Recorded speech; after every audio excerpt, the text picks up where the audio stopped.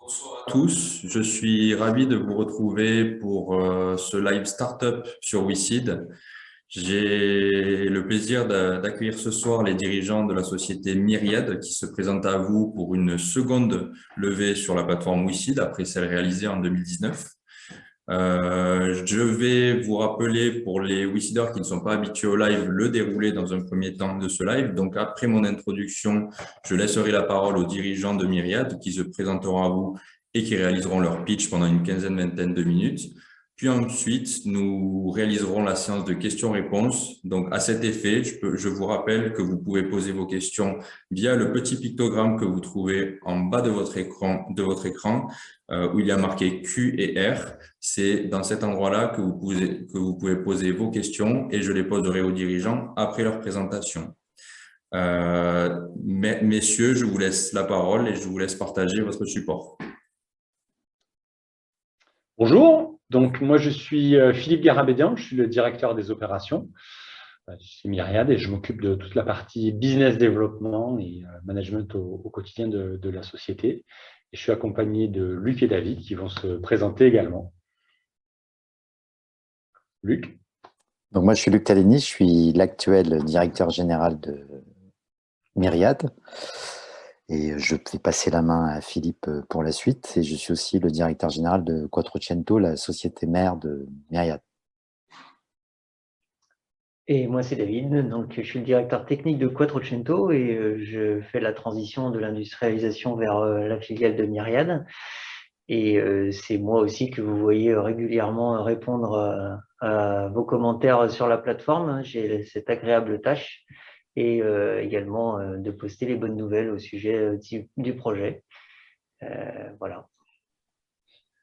Donc on va vous présenter, on a préparé quelques slides qui résument de manière assez concise le business plan actuel.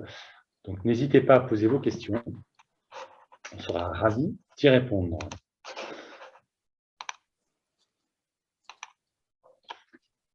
Donc que fait le Videodrop? Le Videodrop, il va concrètement mesurer la taille et la concentration de nanoparticules.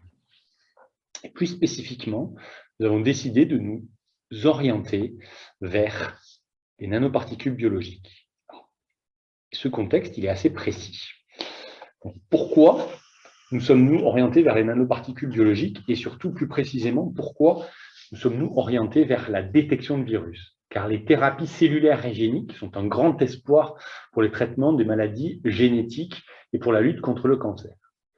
Et typiquement, une nanoparticule fait entre 50 et 100 nanomètres, ce qui est exactement la taille d'un virus.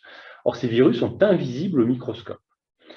Et les nouveaux médicaments de thérapie cellulaire et génique vont utiliser les virus comme vecteurs. Ils vont venir transférer un gène d'intérêt qui va venir modifier un patient et lui apporter un nouveau gène qui va lui permettre de sécréter de nouvelles cellules qui seront guéries.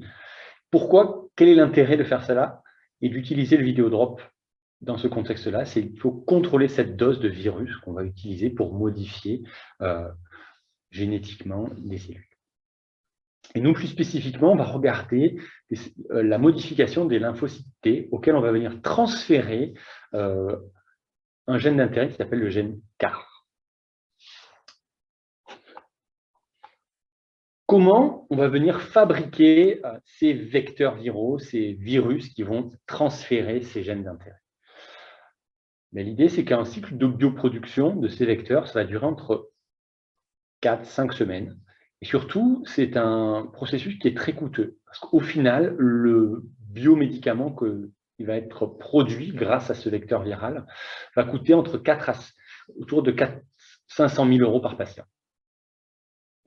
Et surtout, l'intérêt d'utiliser une technologie comme le Videodrop, c'est qu'on va pouvoir venir tout au long du cycle de production de ce médicament, venir vérifier en permanence la taille et la concentration des virus qui sont utilisés. Et c'est important parce que jusqu'à présent, les scientifiques travaillaient à l'aveugle durant les différentes phases de purification, concentration de ces nouveaux produits. Et surtout, on s'est rendu compte, et c'est là l'intérêt, qu'il y avait un besoin de faire ces contrôles in process, car c'est un retour du terrain qui nous est venu après une collaboration de 12 mois avec une biotech située près de Paris qui s'appelle Ixaka. Donc l'enjeu, vraiment, c'est un traitement qui est très cher et des scientifiques qui travaillent à l'aveugle et qui ont besoin de pouvoir en continu mesurer la taille et la concentration des nanoparticules. On va venir prendre comme la température de ce qui se passe dans ce bioprocess. Maintenant qu'on a présenté le contexte, je voulais vous présenter la société et le produit. La société Myriad, en quelques mots, donc nous sommes nés en 2017 d'un partenariat entre Quattrocento, donc notre maison mère, qui est un company builder, un startup studio, l'université Paris Sciences et Lettres et l'équipe scientifique qui est composée à la base de Claude et Martine Bocara, qui ont identifié une opportunité d'avoir cette technologie appliquée sur les virus et surtout qui l'ont inventée pour Claude Bocara. Le Vidéodrop est commercialisé donc depuis 2019, depuis octobre 2019. En 2020, malgré le Covid, nous avons fait 7 ventes pour un chiffre d'affaires d'autour de 178 000 euros. Surtout en 2021, on a terminé l'année avec 16 ventes et 2 locations qui ont fait que nous avons multiplié par 3 notre chiffre d'affaires par rapport à 2020. Pour arriver, nous sommes en cours de clôture autour de 550 000 euros. Pour arriver à tout ça, il faut une équipe qui soit opérationnelle, impliquée tous les jours. Mon niveau technique, donc, une partie de l'équipe est présente ce soir, Luc, David, moi-même. Nous avons François, qui est notre directeur technique vraiment spécialisé sur le Vidéodrop, Mathieu, notre ingénieur R&D, Marie, notre ingénieure d'application, qui est pharmacienne, et qui est vraiment au cœur du développement de ces applications, qui forme les clients, qui les accompagne au quotidien. Romain, notre thésard, qui travaille sur des applications du futur, et plus spécifiquement sur les phages et les vésicules extracellulaires, et Donatien, qui s'occupe de la partie logicielle. Là, vous voyez le système en situation, concrètement dans un laboratoire. Donc, vous voyez, il prend très peu de place aussi, c'est ce qui est intéressant au niveau de son utilisation, et ça nous est souvent remonté par les clients. On voit un exemple de pipetage et je vais vous montrer maintenant une vidéo de son utilisation, ce qui fait aussi une forte valeur ajoutée. Concrètement, on va venir, dans son utilisation, on va venir prélever 5 à 10 microlitres d'une solution de virus. On va venir la flasher dans le système. On va venir dérouiller son utilisation et se protéger ainsi des virus. On va ensuite lancer l'acquisition d'images. On va avoir un flash bleu qui vient d'apparaître et qui va ensuite permettre la capture de mouvements des nanoparticules. On va suivre ces nanoparticules. On va ainsi en déterminer leur taille et leur concentration. On a vu apparaître donc une distribution de taille et surtout on a une concentration. Donc en 40 secondes, on a eu notre résultat. Donc maintenant, si on regarde vraiment précisément les caractéristiques de ce Vidéodrop qu'on a vu en vidéo, on va venir mesurer la taille et la concentration de nanoparticules biologiques. On va le faire pour entre 80 et 500 nanomètres, qui est vraiment notre cœur de cible et des applications qu'on cible. On peut descendre un peu plus bas pour des nanoparticules métalliques, autour de 40 nanomètres. Puis au-dessus de 500 nanomètres, on va pouvoir visualiser s'il y a la présence de débris, d'agrégats. Et ça, on va pouvoir le faire parce qu'on bascule sur une vision microscopique et jusqu'à 10 microns. Et concrètement, les avantages du Vidéodrop, c'est qu'on va travailler dans une simple goutte. Donc, comme je vous l'ai dit, c'est des médicaments qui coûtent cher. Donc, moins on en prélève, mieux c'est. On va travailler en temps réel. Ça va être très facile à utiliser. C'est un système qui est presse-bouton, ce qui est un gros avantage pour l'industrie.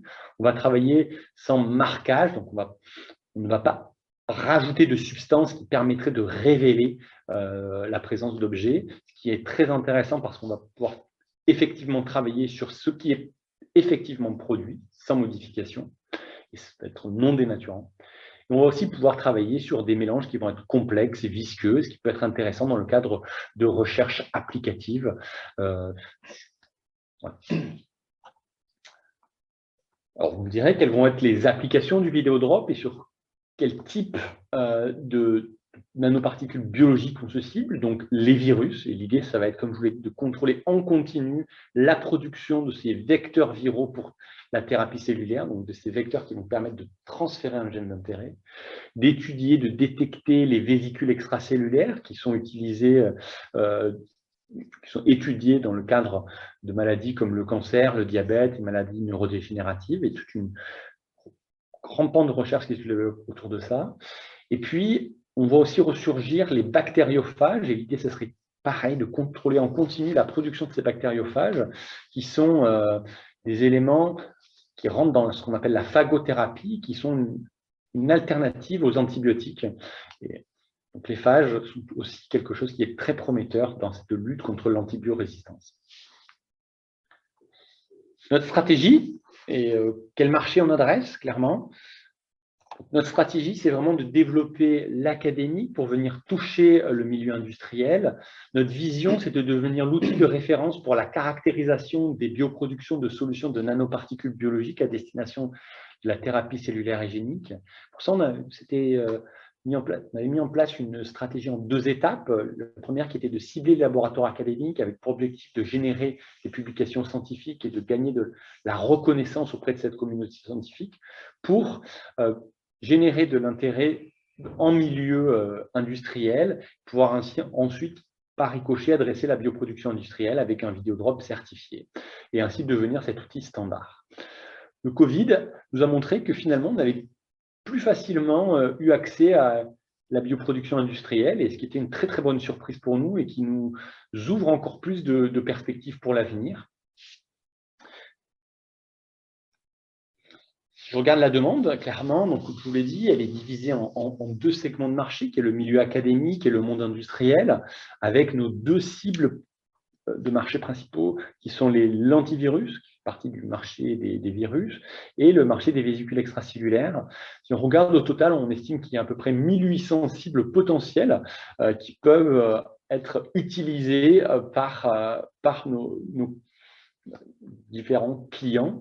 La localisation, c'est clairement les pays qui développent des essais cliniques, qui lancent de nouveaux médicaments, donc qui sont les États-Unis, la France, l'Allemagne, le Royaume-Uni, le Japon et la Chine. Donc clairement, ce sont nos marchés d'intérêt, et cette localisation nous a aussi guidés dans notre développement commercial, dont nous parlerons un peu plus tard.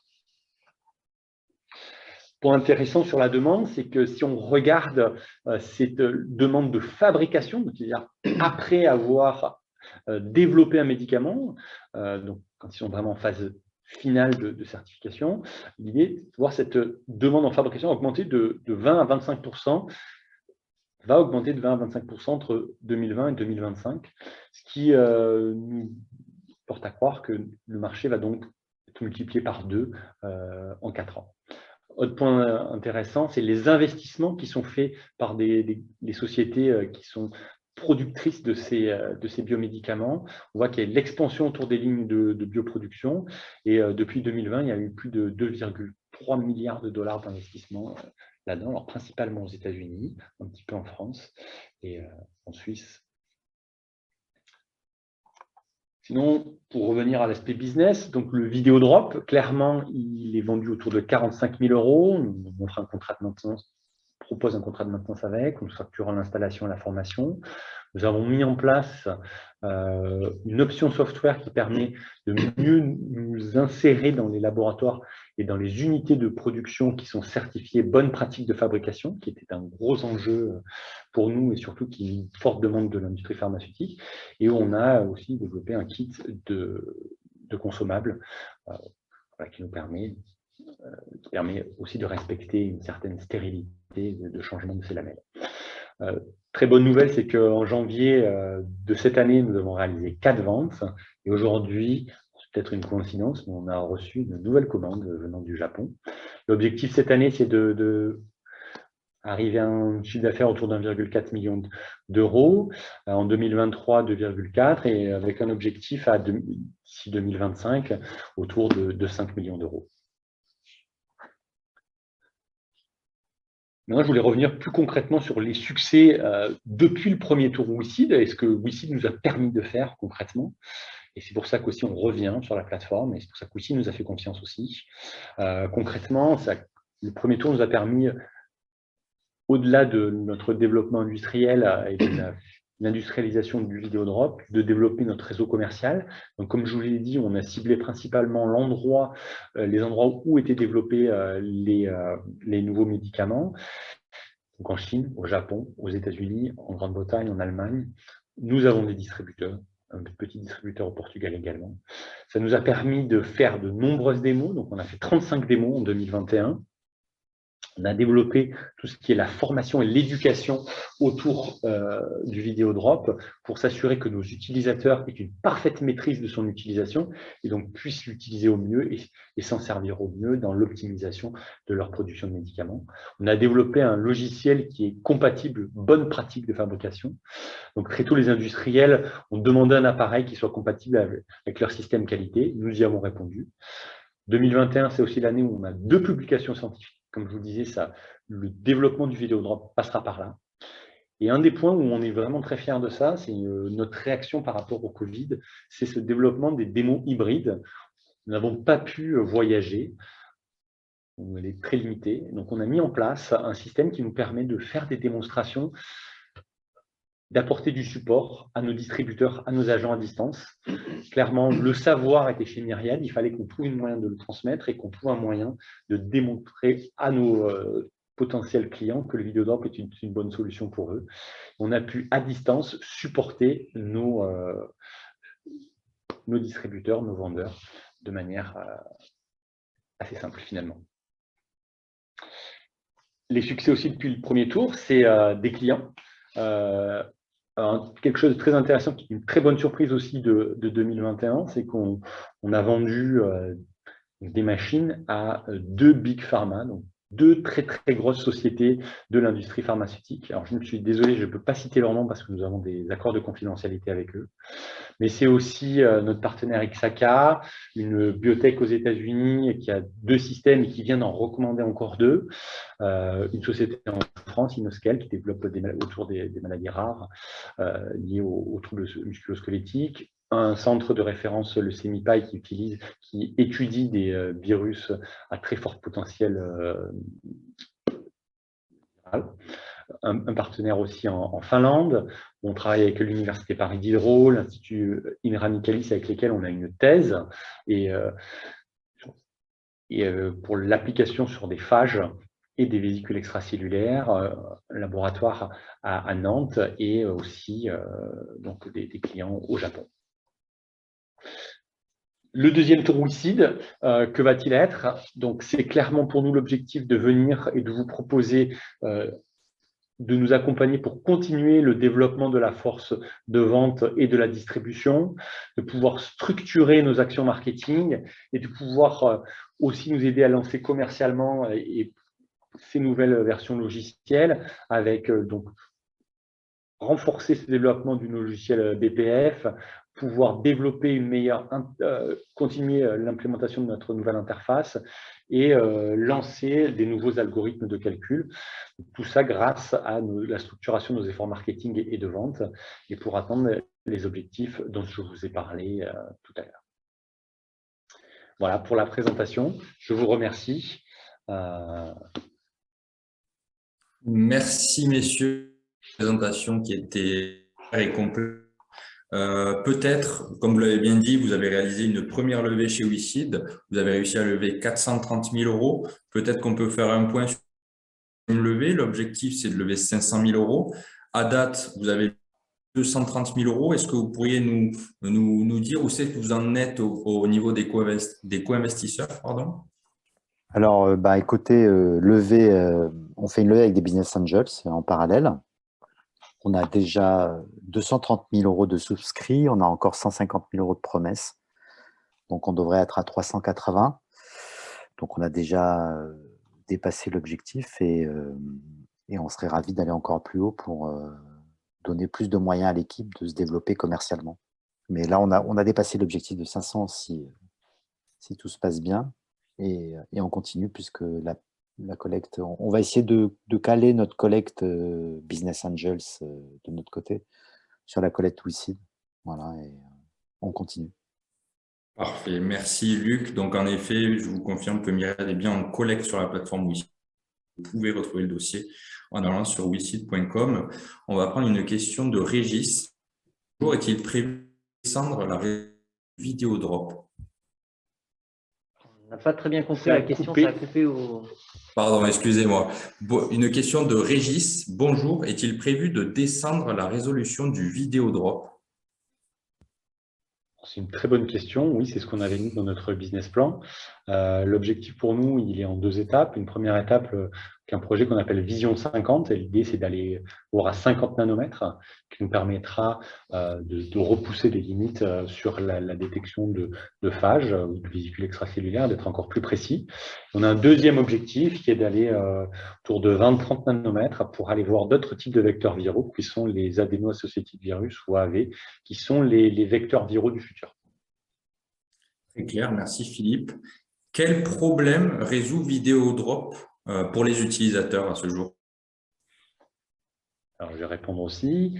Comme on l'a vu, le Videodrop, du fait qu'il est simple à utiliser, rapide, qu'il utilise très peu de matériel, il va permettre de donner très rapidement une réponse tout au long du cycle de bioproduction de ce qui se passe, de la concentration, de la taille des nanoparticules qui sont présentes. C'est le principal atout du Videodrop. D'accord, très clair. Et donc, aujourd'hui, les avantages, les éléments différenciants par rapport à la concurrence, quels sont-ils? Alors, c'est encore une fois un moyen de reparler de ces avantages de rapidité, de facilité d'utilisation. Clairement, nos concurrents vont avoir des temps de mesure qui vont être plus longs. Donc, ils ne vont pas pouvoir permettre de réaliser autant de mesures que nous. Ça, c'est un point. Il y a des méthodes aussi plus classiques de titration qui existent, qui souvent doivent attendre au moins 3-4 heures, et donc, ou qui ne sont pas faits en interne et qui sont sous-traités. Donc, les scientifiques qui travaillent sur le développement de ces produits doivent attendre le résultat, ce temps, ou plusieurs jours. Donc, ce qui fait qu'il y a de la latence qui est créée. Voilà. On peut peut-être rajouter que pour les retours qu'on a des démonstrations, ce qui nous a toujours frappé quand on présente le Videodrop en démonstration, c'est que le premier effet, c'est un effet qu'on appelle l'effet waouh. Hein, c'est les gens voient enfin ce qu'ils ont dans leurs échantillons, et on nous a toujours dit que c'était comme rendre la vue à un aveugle qui est en train de faire un traitement de bioproduction. Et le deuxième truc, c'est que on a quand même un record d'une centaine d'échantillons en quelques heures de démonstration, ce que vous êtes incapable de faire aujourd'hui avec n'importe quel autre dispositif pour la même application. Donc, c'est vraiment les deux faits marquants qu'on a, nous, en démonstration quand on vient présenter le dispositif. Merci David pour ce complément. Donc, je rappelle aux WeSeeders qui nous regardent, aux WeSeeders investisseurs, qui peuvent poser leurs questions aux dirigeants de Myriad via le pictogramme qui se trouve en bas de votre écran où il y a marqué QR. Donc, une question de Michel. À quel pourcentage estimez-vous le gain financier pour vos clients? C'est une question compliquée. Je vais essayer de répondre. C'est que le prix de vente du Videodrop, si on le compare au traitement d'un patient, il peut paraître faible, mais le gain qu'ils vont retirer derrière va être énorme. Vous imaginez si pour plusieurs patients, ils sont obligés de jeter, de sacrifier des productions de 500 000 €. Voilà, ça fait beaucoup de pertes. Donc ça, c'est le côté j'ai perdu ce que j'ai produit parce que je ne suis pas arrivé à l'étape de purification qui était nécessaire, à la concentration qui était nécessaire. Il y a aussi une problématique, c'est s'il y a une surproduction. J'aurais surproduit des choses, donc j'aurais trop de produits, donc je vais aussi en jeter parce qu'on parle aussi de médecine personnalisée. Pour certains types de thérapies cellulaires, on va venir vous prendre vos cellules, qu'on va modifier, on va vous les réinjecter, ça ne sera que à vous. Donc on aura aussi perdu de l'argent dans le cadre de cette production-là. Très clair, merci. Aujourd'hui, au niveau de la commercialisation, quels sont les premiers segments de marché de Myriad? Alors, premier segment de marché, c'est le marché des lentilles vecteurs. On a autour de 60% de nos ventes qui ont été réalisées sur ce secteur-là, voilà, en 2021. D'accord, merci. Et donc, à qui vendez-vous les Videodrops et dans quel pays? Aujourd'hui, vous êtes distribué dans combien de pays? Alors, on est distribué, comme je le disais, en France, on vend en direct, bien évidemment. On a vendu en Grande-Bretagne, autour de Londres. On a vendu aux États-Unis. On vend au Japon, on vend en Chine. Et on a fait de location en Allemagne. Voilà, c'est les pays. D'accord. Et on a en Finlande, excusez-moi aussi, j'oublie. Voilà. Et au niveau de la propriété intellectuelle, on sait que tout ce qui est commercialisation dans des pays asiatiques et notamment en Chine, il y a de potentiels risques de propriété intellectuelle. Aujourd'hui, comment vous êtes protégé au niveau de cette propriété intellectuelle? Donc, je vais peut-être répondre pour la propriété intellectuelle. Donc, il y a aujourd'hui 2 brevets qui protègent le Videodrop. Un brevet de principe de cet interféromètre qui a une propriété de l'université et dont on a une licence exclusive mondiale et qui est en cours de dépôt national sans trop de difficultés à peu près partout. Et un deuxième brevet qui est propriété de Myriad et qui couvre le fait qu'on puisse passer d'un régime d'interféromètre à un régime de microscopie et donc de pouvoir voir les nanoparticules mais aussi les agrégats. Aujourd'hui, est-ce qu'il y a de nouveaux brevets qui sont en cours de dépôt? Est-ce que vous avez prévu d'en déposer d'autres? Alors, on est en train de regarder la possibilité de déposer un brevet avec notre thésard qui a des résultats très, très intéressants sur des mesures faites dans le microbiote intestinal pour des gens qui ont des maladies inflammatoires. D'accord, très clair, merci Luc. Une question de Michel. Pour les 2 Big Pharma, quel est le potentiel de vente? Alors, c'est des gens qui sont très secrets, mais je pense que là, actuellement, on a vendu 3 systèmes à ces gens-là. Je pense qu'on peut facilement imaginer multiplier par 3 ou 4 le nombre de systèmes chez eux déjà. Voilà, de par notre estimation qu'on fait sur chacun des sites.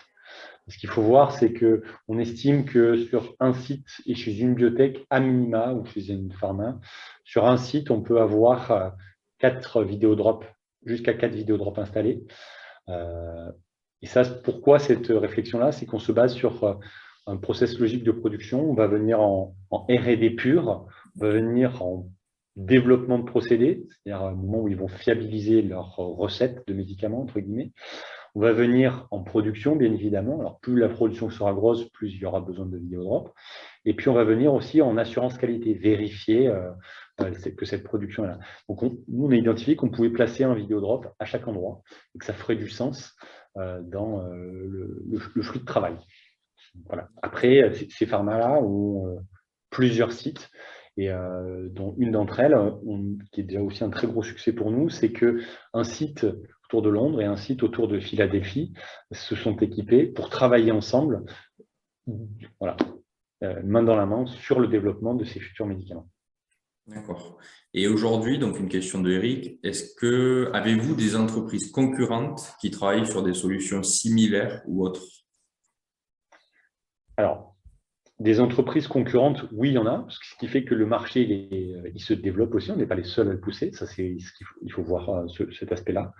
Après, on a une spécificité du vidéodrop, où je dis on est simple, on est rapide, où on utilise très peu de produits. Si on parle de système, d'imagerie comme cela, nos concurrents vont, eux, être peut-être potentiellement un peu plus précis, mais ils vont être beaucoup plus lents, ils vont utiliser plus de solutions. Donc, ils vont être potentiellement complémentaires ou on va être complémentaire de leur utilisation. Voilà, on ne va pas venir, c'est aussi l'avantage du vidéodrop, c'est qu'on n'a pas de concurrence frontale directe. Voilà. D'accord.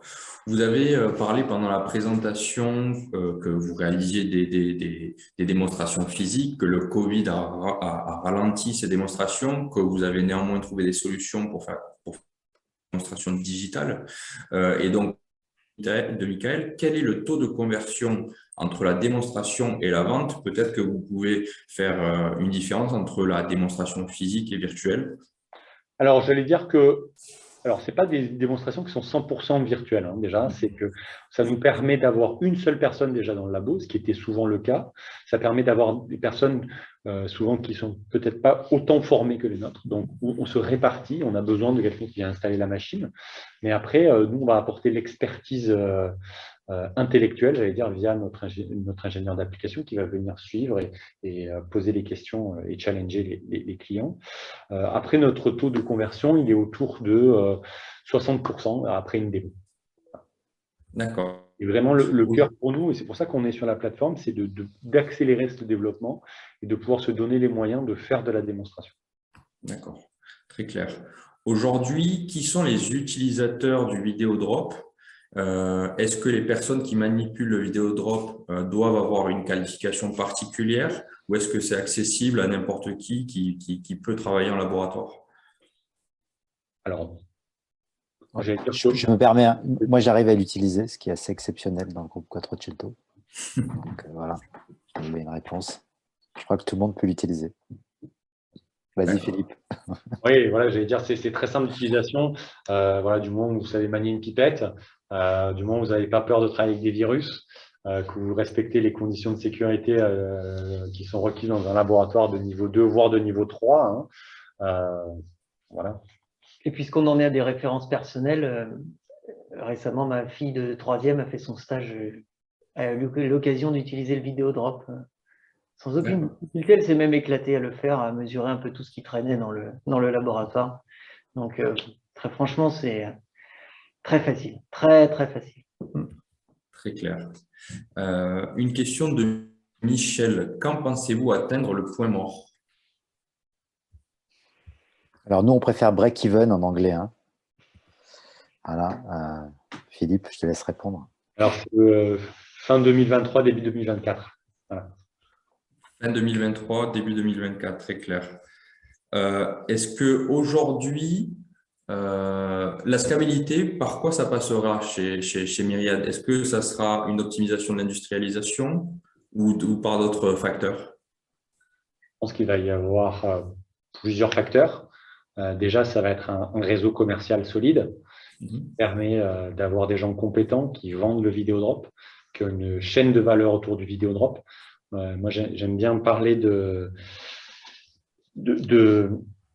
il faut qu'ils aient un panier de produits qui soient complémentaires les uns des autres, qui connaissent les clients. On le voit très bien avec nos clients, notre distributeur japonais. Ils ont un panel de produits, ils adressent la bioproduction et ces produits sont complémentaires. Ils ont une équipe qui est formée et ça montre ses fruits.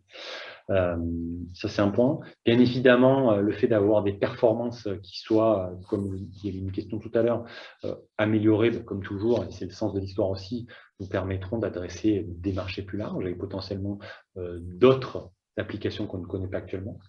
Voilà, et puis, bien évidemment, si on arrive à optimiser, si on fait plus de volume, naturellement, on optimisera nos coûts d'industrialisation. Et côté Indus, on a tout ce qu'il faut aujourd'hui pour le passage à l'échelle. Certes, on fait des petits volumes actuellement, mais on a un réseau de sous-traitants qui est tout de suite prêt à monter à l'échelle quand les volumes augmenteront. C'est pas on a déjà dimensionné en fait tout le parcours industriel pour être bien plus compétitif sur des volumes plus importants. D'accord. Donc, ce qu'on comprend, c'est qu'aujourd'hui, la production est assurée par des sous-traitants. Peut-être que vous pouvez nous préciser où sont situés ces sous-traitants. Est-ce que c'est en Europe, en France? Ils sont en français. Donc, c'est un produit made in France, très clair. C'est 100% made in France, ça, on en est très fiers. Hein. C'est une innovation française. Ça a été industrialisé par une société française et sa maison mère française. Et c'est de l'ingénierie française. Ouais. C'est un point qui est important de relever. Les études sont français aussi, que ce soit pour le soft, l'électronique, la mécanique, la sous-traitance en fabrication, et tout est franco-français si on peut faire du nationalisme sur ce point. Très clair. Je vais rajouter un petit truc. Il y a une initiative qui a été lancée très récemment, qui est France 2030, et la bioproduction. Il y a une forte part, c'est le nouveau médicament. Donc, c'est pour ça qu'à double titre, on a encore plus envie d'être français. Voilà. D'accord. Et donc, lié à cette fabrication, on a reçu une question, alors qui nous demande qui est le fabricant de Videodrop. Je ne sais pas si c'est confidentiel ou pas, mais question qui est liée à l'actualité. Est-ce qu'aujourd'hui, il n'y a pas de problème de livraison de composants électroniques ou autres qui puissent venir de l'étranger?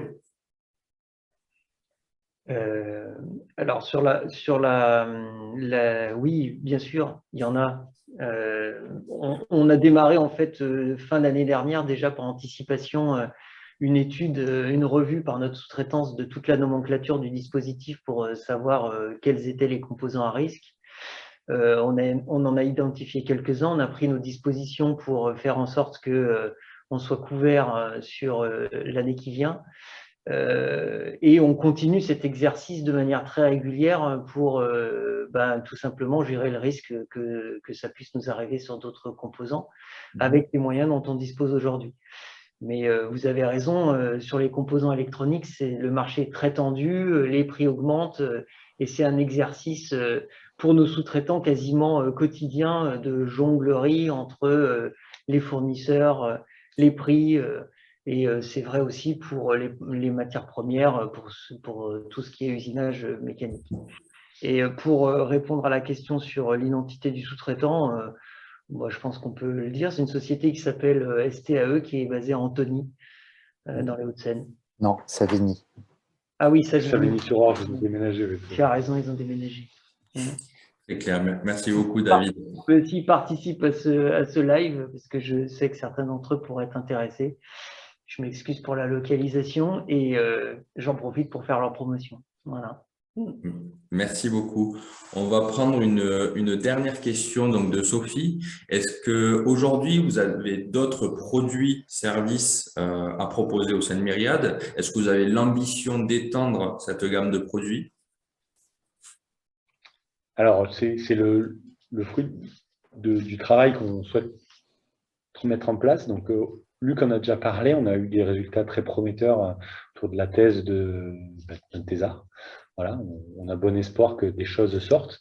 Alors pour l'instant, c'est encore un peu confidentiel, donc on ne peut pas non plus tout dévoiler, mais c'est vraiment sur du dosage de ces nanoparticules biologiques dans le microbiote qui serait possible avec le Videodrop.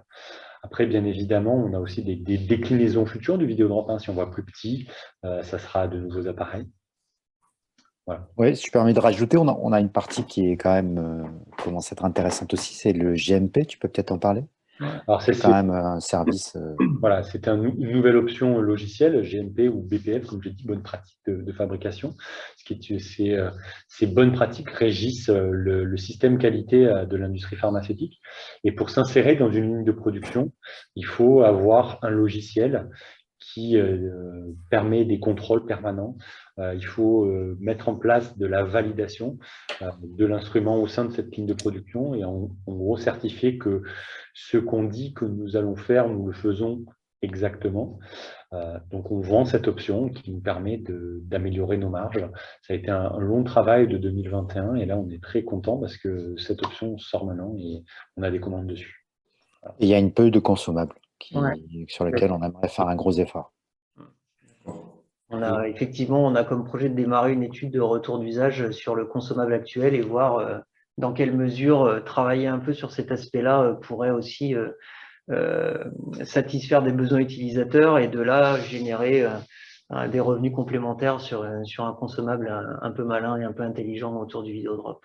Sachant qu'on est dans une industrie qui cherche le stérile, le customized, tout ça, donc il y a quand même plein de possibilités d'apporter par le consommable de la valeur au produit et à son usage. Ce qui nous guide, c'est vraiment le simple, facile, rapide. C'est le credo de chez Myriad. Et je pense qu'il faut qu'on reste dessus. Et on s'attache tous les jours à être sur ce créneau-là. Très clair. Merci, messieurs, pour vos réponses qui ont été claires et précises. Alors, la dernière parole de Philippe sonnait un peu comme le mot de la fin avec cette phrase. Je vais quand même vous laisser la parole pour vous adresser une dernière fois. Eh bien, merci beaucoup. d'avoir assisté à ce live. Nous, on est des passionnés, on n'est que 3 là, mais je peux vous dire que toute l'équipe au quotidien, elle est là. Tout le monde a un seul objectif en tête, c'est de faire que cette technologie, elle devienne un succès, qu'elle permette d'accompagner le développement des médicaments de demain. Et c'est aussi ce qui nous guide à tous, hein, c'est qu'on est quand même dans une entreprise qui commercialise quelque chose qui va aider à sauver des vies. Merci beaucoup Philippe, merci Luc, merci David. Je tiens également à remercier l'ensemble des WICIDers qui ont assisté à ce live. J'espère que les dirigeants de Myriad ont pu vous apporter l'ensemble des réponses que vous attendiez. N'hésitez pas à consulter l'espace commentaire sur le site WICID et à être attentif aux news que posteront les dirigeants. Et je vous retrouve donc pour un prochain live. Merci beaucoup. Bonsoir. Tout le monde. Au revoir. Au revoir.